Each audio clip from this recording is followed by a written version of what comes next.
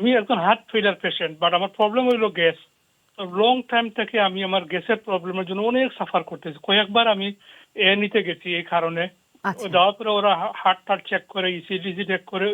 2 দিন আগেও গেছি আমি আচ্ছা নিতে। তারা ইসিজি করছে, আরো অনেক কিছু করে, এখন না তোমার হার্টের কোনো প্রবলেম না, আচ্ছা হার্ট ইজ ওয়ার্কিং ওকে, তোমার এটা গ্যাস প্রবলেম। এখন আচ্ছা গ্যাসে করে কি, যখন আমার প্রথমে পেটের উপর সাইডে বুঝি একটু নড়াচড়া করে, সামান্য সামান্য ব্যথা করে, এরপরে বুকে চলে যায়। আচ্ছা বুকে চলে যাওয়ার পর বুকটা বার হয়ে যায় এবং বুকের হাড্ডির মধ্যে বুঝি ব্যথা করে এবং আচ্ছা একটু একটু টায়ার্ড লাগে এবং শ্বাসকষ্টও হয়। শ্বাসকষ্ট হয় আচ্ছা অনেক, কোনো সময় 1 ঘন্টা 2 ঘন্টা থাকে, কোনো সময় 10-12 ঘন্টাও থাকে। আচ্ছা এইভাবে সব সময় টায়ার্ড লাগে আমাকে। আচ্ছা বুঝতে পেরেছি। ভাই আপনার বয়স কত? 65। 65। আর এই সমস্যা কতদিন ধরে চলছে? এটা অনেক দিন থাকে, অন্তত 7-8 বছর হবে। 7-8 বছর। এবং মানে আগে ভালো, কম ছিল, এখন বেশি হয়ে গেছে। আচ্ছা ভালো যে সব ইনভেস্টিগেশন হয়েছে, যে হার্টের কোনো সমস্যা নেই, ওটা রিঅ্যাসিওর করেছে তো? বিয়ে হবো গত পরশু বুধবারে গেছিলাম নিতে। আচ্ছা দ্যাটস তারা চেক ভেরি করছে, গুড। হ্যাঁ কিন্তু ইসিজি করছে, ব্লাড টেস্ট করছে, এক্সরে করছে, আচ্ছা আচ্ছা হার্টে কোনো সমস্যা না। আচ্ছা আপনার আর কোনো সমস্যা আছে? আপনার ডায়াবেটিস বা high blood diabetes pressure? Diabetes আছে, ওটা কন্ট্রোলে আছে। ব্লাড কন্ট্রোলে প্রেশারও আছে? আছে, ওটাও কন্ট্রোলে কন্ট্রোলে আছে। আছে, ওষুধ খাচ্ছেন? কোলেস্ট্রল, ওগুলো সব কন্ট্রোলে আছে। শিওর, অবশ্যই। আপনি একটু লাইনে থাকুন, ডক্টর নূর হোসেন আছে, উনি he is the right person আপনার এই সমস্যার একটু অ্যাডভাইস করবেন।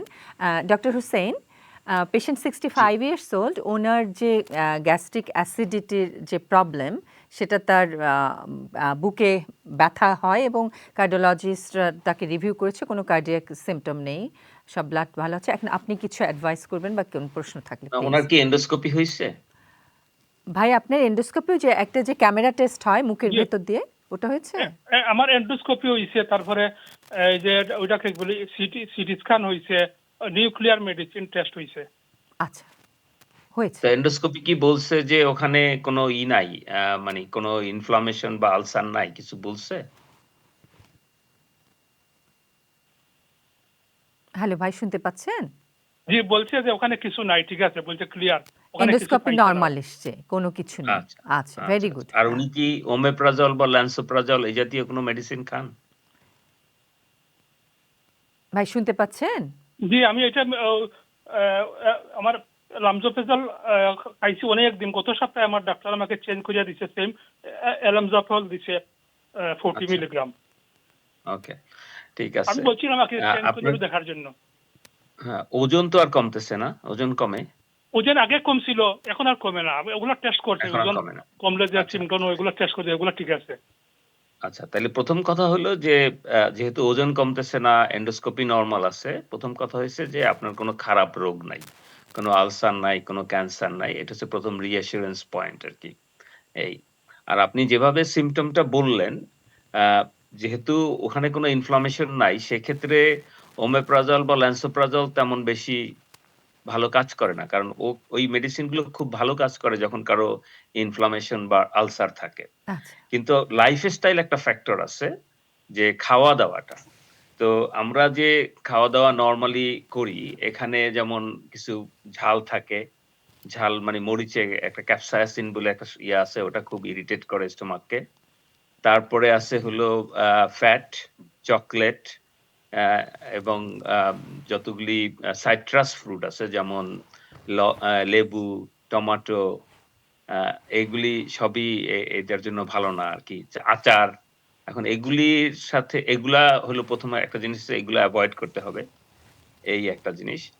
আর যেটা উনি বললেন যে উনার একটু যেমন স্টোমাকে একটু নাড়াচাড়া দেয়, এটার আরেকটা নাম আছে, বাটারফ্লাই স্টোমাক বলে আরকি।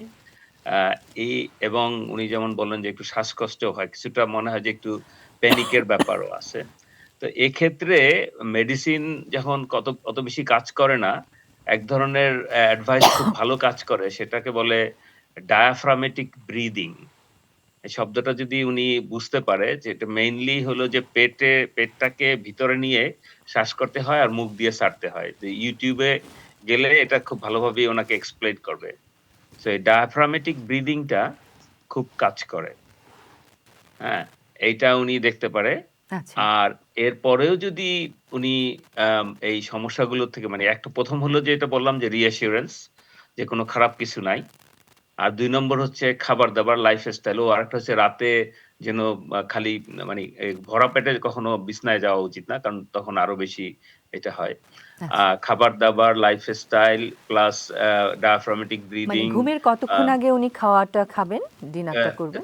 নরমালি আমাদের স্টোমাক এমপ্টি হইতে 4 আওয়ার্স এর মতো লাগে। সো আচ্ছা, বেস্ট যে 4 আওয়ার্স আগে খাওয়াটা খাওয়া আরকি, হ্যাঁ? জি, আর এর পরেও যদি না হয় তো ওই যে আমি যে কথাটা আমরা আলোচনা করতেছিলাম যে গাট ব্রেইন ইন্টারেকশন যেটা, জি। ওখানে কিছু মেডিকেশন আছে যেগুলি আ বলে নিউরোমডুলেটর। এগুলি উই আমরা চিনি এই মেডিসিন গুলো। কারণ এই মেডিসিন গুলো অন্য কারণে ইউজ হয়। আচ্ছা, যেমন আছে ট্রাইসাইক্লিক অ্যাট্রিটিসেন বলে অ্যামিট্রিপটাইলিন অ্যামিট্রিপটাইলিন। অথবা মিটাজাপিন। হুম, এগুলো খুব লো ডোজে they can be very effective. আচ্ছা, সো ওইটা তো স্পেশালিস্ট ছাড়া সে পাবে না। হুম, বাট নন সেটাই। স্পেশালিস্ট বা এইখানকার ডিসকাশনের লেভেলে আমি যে কতগুলা কথা বললাম যে ১ নম্বর রিঅ্যাসুরেন্স, নাম্বার 2 হচ্ছে লাইফস্টাইল, লাইফস্টাইল নাম্বার মডিফিকেশন। 3 হচ্ছে diet, hmm, yeah? Hmm, that can be helpful. আর ডায়াফ্রামেটিক ব্রিথিং এটা যদি আচ্ছা, উনি একটু দেখতে পারে হ্যাঁ। আরকি।